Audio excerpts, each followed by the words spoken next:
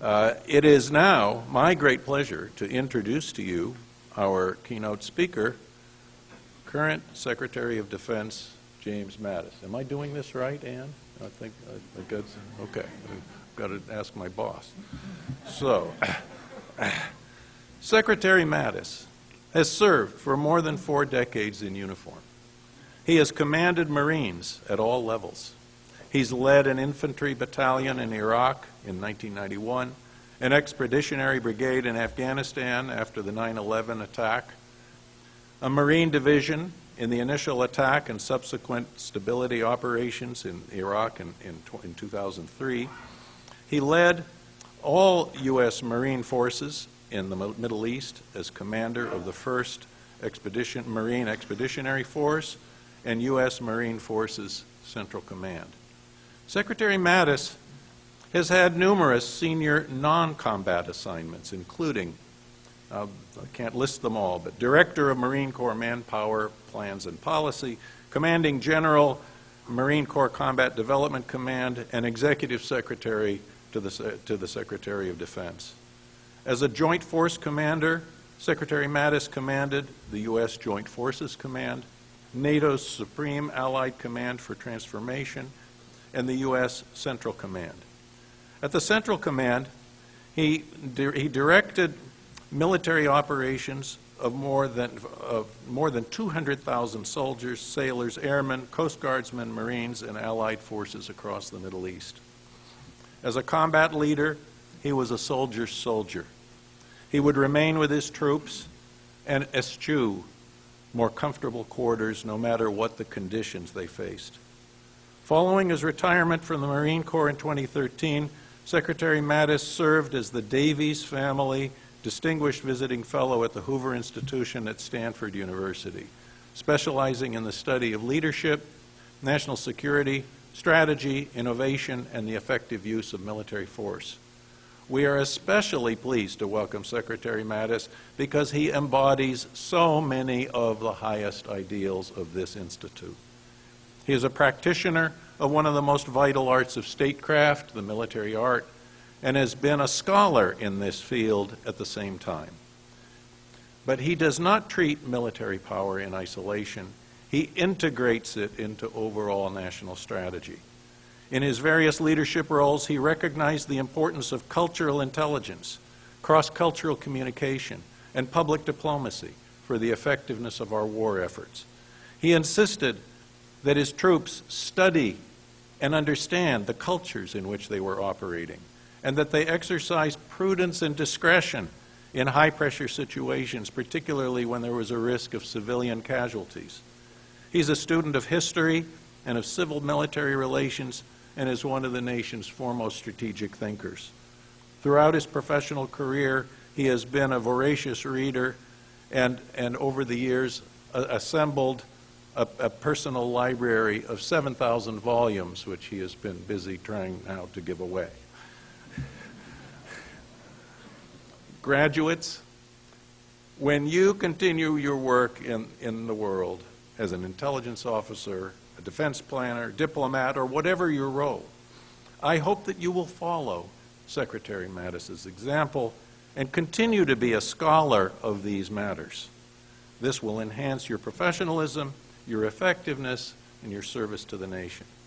Secretary Mattis, we're truly honored by your presence here today. On behalf of the faculty and trustees of IWP, we would like to confer upon you a Doctorate of Laws, Honoris Causa, for your extraordinary service to the nation and the example that you set for our future leaders. Sir.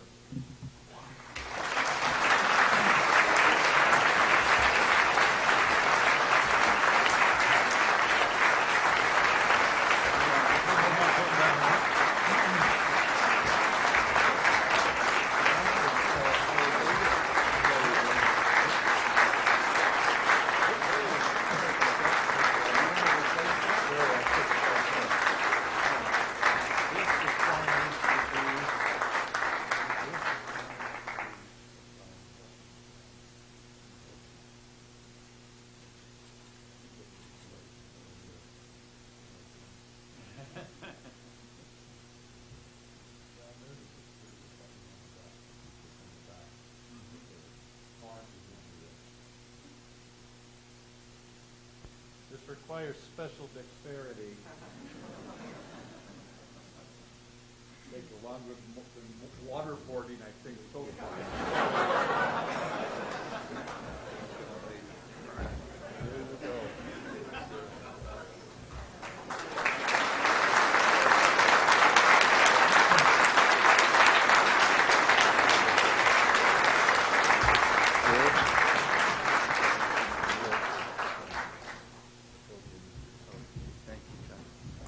Well, please grab seats, ladies and gentlemen. I got to tell you, Dr. John, this is pretty tall clover for a man who only went to college for a little over 3 years, a PhD. Amazing. Thank you, all of you, for having me here today. I would just tell you that I thought your remarks were wonderful, and instead of using my 2-hour version, I can reduce it to the 7-minute version. Because I thought that he summed up so much of the message that needs to be sent, I think, here today, that needs to be sent to these graduates and the families that have supported them, raised them, given them the values, and certainly the thanks to the faculty that can take those words of guidance from the President and put them into reality, a reality matching intellectual and rigorous ethical and moral standards that we've got to live by if we're going to keep this great big experiment that you and I call America alive for the next generation. To me, this is a very bright and sunny day. Maybe not outside in Washington, D.C., but I'm used to Washington, D.C. being much gloomier than the high-spirited young patriots that come in to work in the Department of Defense. And I would just tell you that for us right now, this is a bright day, not just for our graduates and families, but for our nation. And I think that we need these graduates. We need what this institution stands for right here and what it produces. And let me explain this a little bit. I think that these graduates in this institute are joined by really 3 words. And those 3 words are put others first.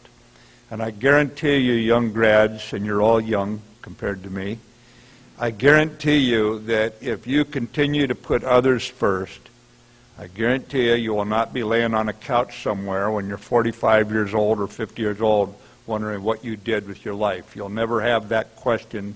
You'll know what you did because you put others first. And for 28 years, this institute has certainly done that by preparing graduates for careers in defense of our civilization, and I love these words, of political and economic liberty, the rule of law, self-government, inalienable rights, inalienable, you have to remember what that adjective really means there, and vital national security interests.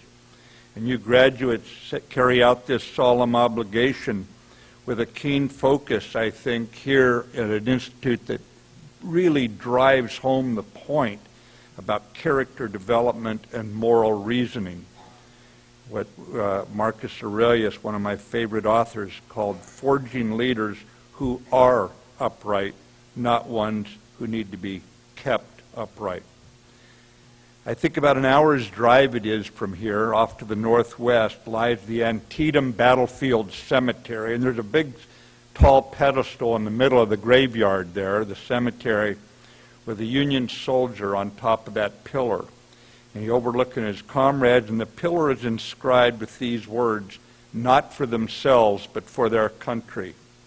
And I think that when you elevate something above yourself and keep the tradition of America alive in this regard, when you put others first, whether it be in your home, in your school district, in your state, in your parish, in your nation, when you say not for yourselves but for the country, and we can then look even to our military today that does the exact same thing that you graduates are doing by putting yourself through this institute.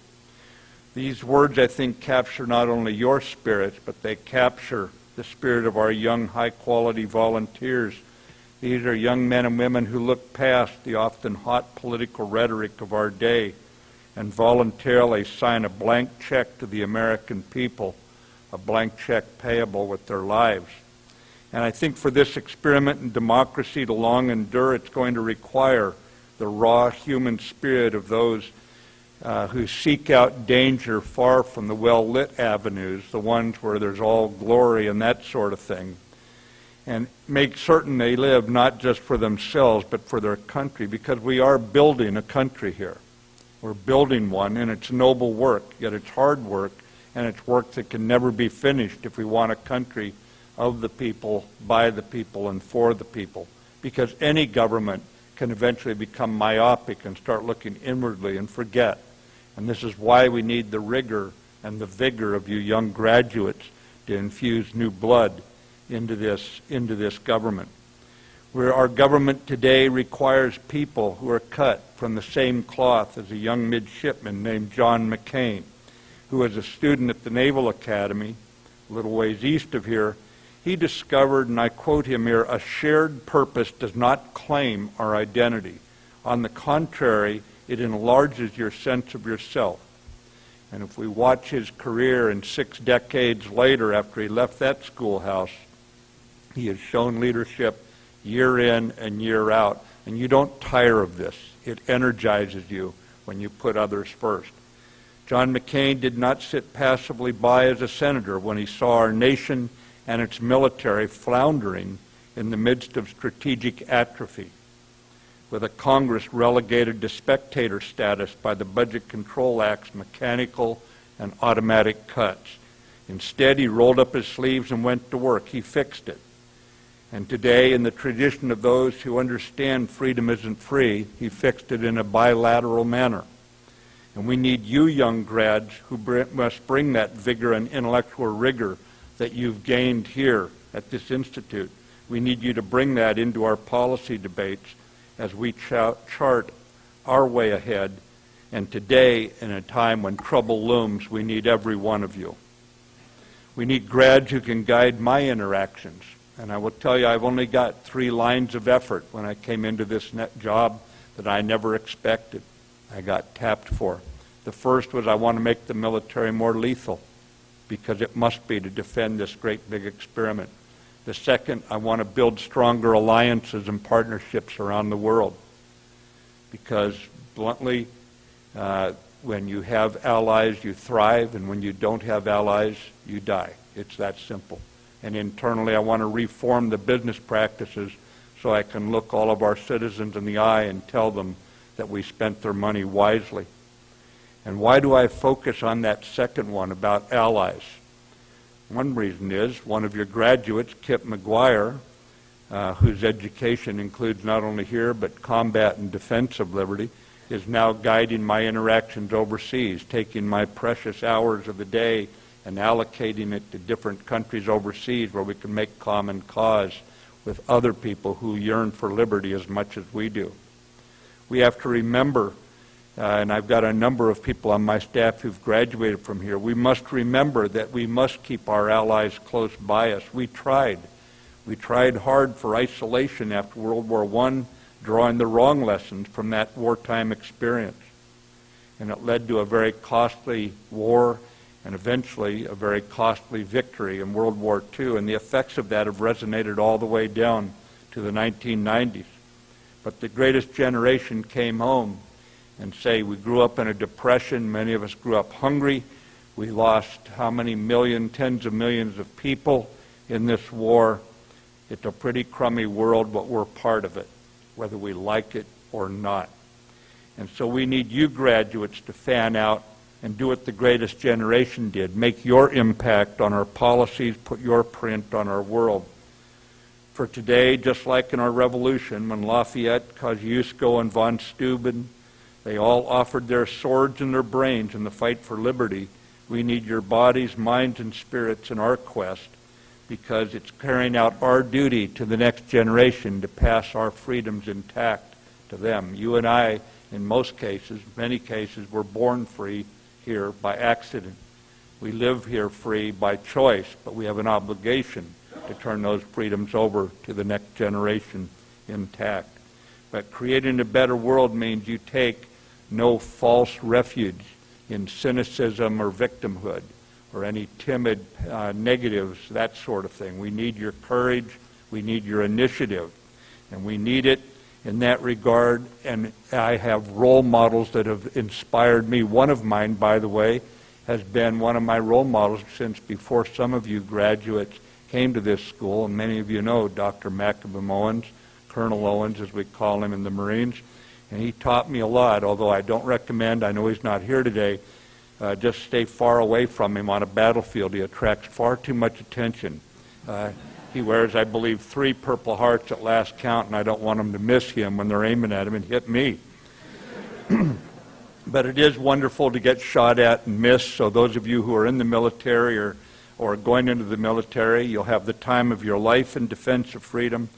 But for all of you who are going, you young graduates are going out to carve your own path, make certain you choose good mentors, listen to them, then make your own decisions based on what you've learned here and what you continue to learn. You stay strong, keep the faith. We need your hearts and minds in the great passions of our time. Again, ladies and gentlemen, some things are work and some are an absolute delight. It's a delight to be with you here today. I salute you for what you've put yourself through, the rigor that you put yourself through, and I look forward to seeing your ideas emblazoned across our country's history. Thank you very much, ladies and gentlemen.